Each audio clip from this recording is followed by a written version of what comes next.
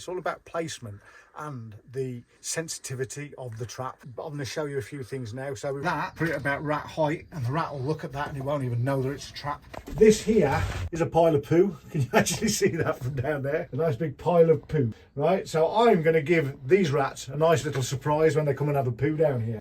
Let's go and catch some rats. Come on, come with me, come with me. I'll show you how to use some tracking dust as well.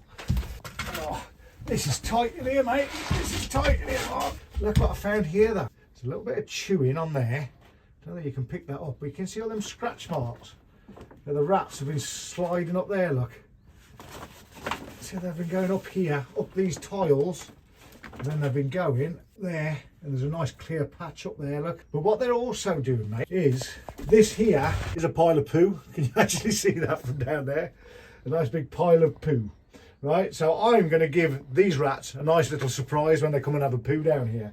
I'm going to peanut butter, fantastic bait for all vermin, squirrels, rats, mice.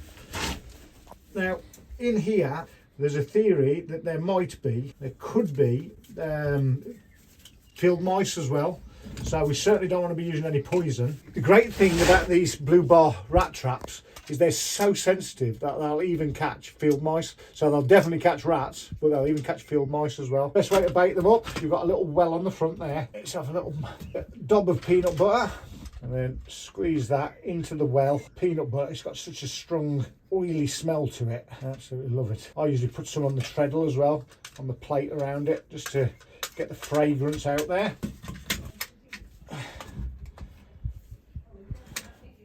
So if you've got rats in your, this is actually a garage roof, so we want to make sure that it is 100% rats. These could be really old droppings. Where I'm going to put one is where we've got these marks here, obviously rats come through here. I'm going to put a trap right here. In fact, you know what I'm going to do on that one, Mark? So I've got that bit of wood there. I'm going to make it extra secure by just banging a screw in there as well. On the back of the blue bar traps, you can actually see there's a little screw hole there, and you can pop the screw in there and it holds it nice and firm, because what you don't want to do is get a big old rat in them and it'll jump back as soon as it gets trapped and it might fall down somewhere. So if you can screw them down, do screw them down. Dead easy to do, look. Oh, he says, I'm making this look easy, aren't I?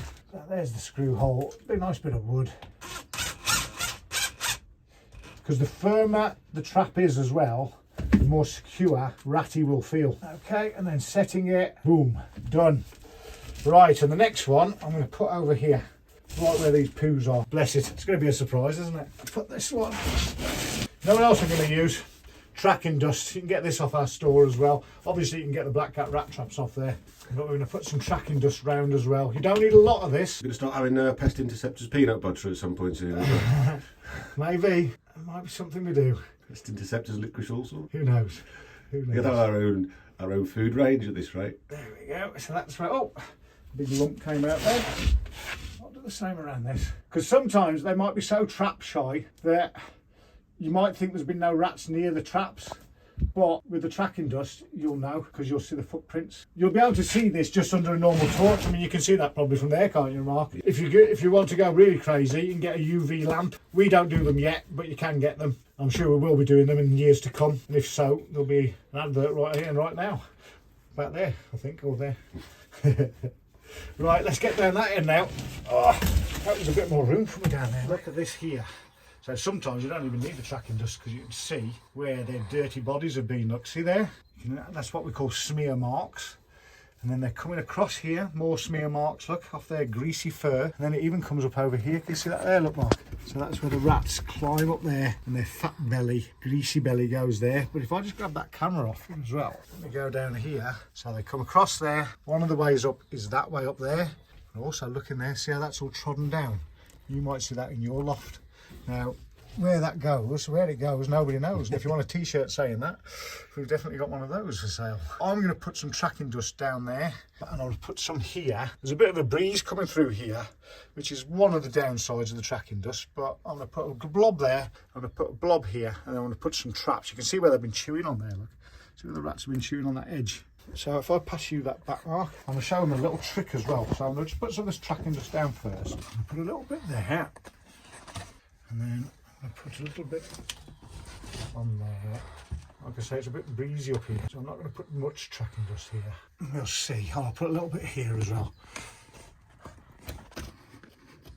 That's all you need with the tracking dust. Put one right here. I'm definitely going to put one down long ways on there because a lot of the time, you see, what will happen is rats, they'll see a trap and they'll go, that's a trap. Turn it on its end, use the superb little screw hole on the top.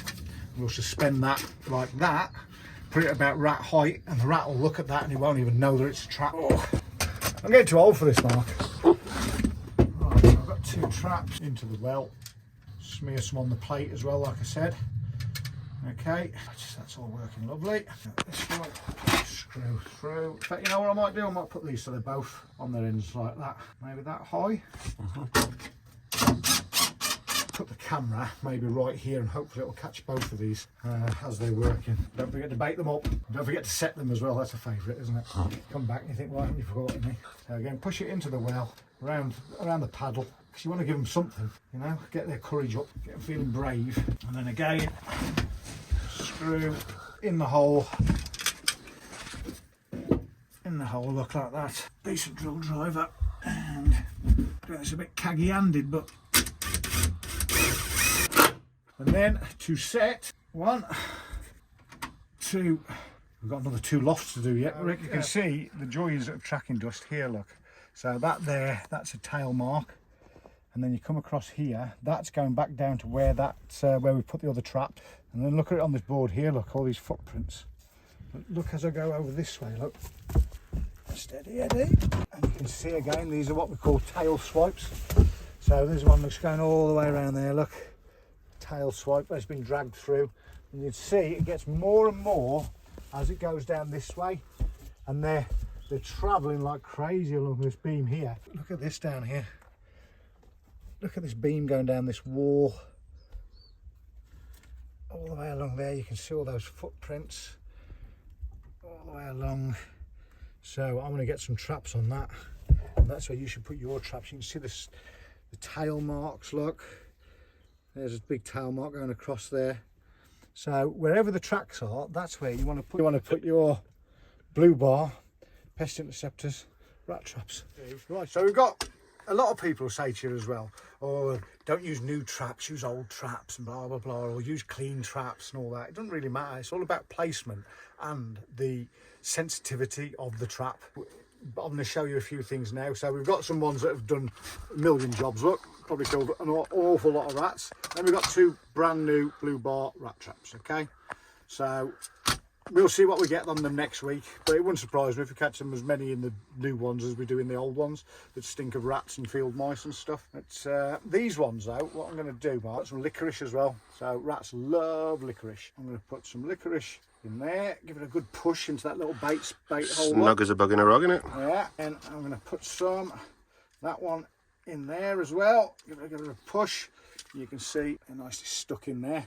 And on the other 2, I'm going to put our old trusty peanut butter, because peanut butter is just a fantastic bait, really. But for rats, it's a toss-up for me. I don't know which one's better, peanut butter or licorice, all sorts. Tell you one thing though, since doing this job, I never want to eat peanut butter ever again. No, it's weird, isn't it? I used to eat loads of peanut butter. I don't eat it at all now. Because you associate it with dirty traps and just grubby fingers and. Bassett sort of get in touch with us. All the licorice, all sorts we've sold for. We must have done over the years. Other brands are available, just so. Are they? Well, we're actually using Morrison's ones, isn't it? The Morrison ones, they're really, really juicy. Right, and again, what we're going to do on this, let me get my UV torch again so I can just see where them trails was. I think I'm going to suspend one over there, look. I might suspend one, or just screw one in there. That's the main bit of traffic, isn't it? Yeah. Going down here. It's the rat motorway down there. Fish all sorts. Which one will catch? Intriguing. If you're intrigued by that kind of weirdness. Oh, Christ.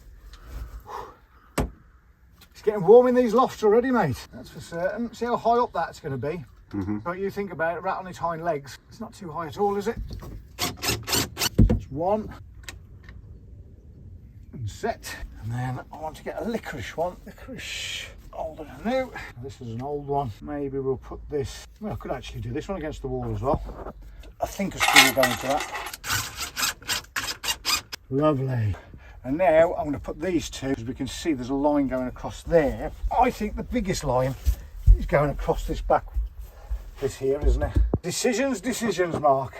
I would put them just along that back beam, to be honest with you. I think what I'm going to do, I'm going to put one facing that way, one facing the other. I think that's the way where we're going to do those. And again, try and screw them in if you can, or at least tie them down somehow, because it'll make them more sturdy. Any vibrations that the rats feel, we'll put them off feeding. Also as well, it takes away that if they do get caught awkwardly and end up with a rat attached to them, and they're gambolling around the loft with a rat clattering, a trap clattering about the place as well. Yeah, you don't want that at 4 o'clock in the morning, do you? So again, nice and firm, look, nice and firm. One with licorice all sort, one with peanut butter, one new, one old. But you know what? These blue bar rat traps, awesome. And I give them a little freebie as well, Mark. What we're going to do now is we'll leave these down for a week and see what happens next. Mark's going to come back and check them.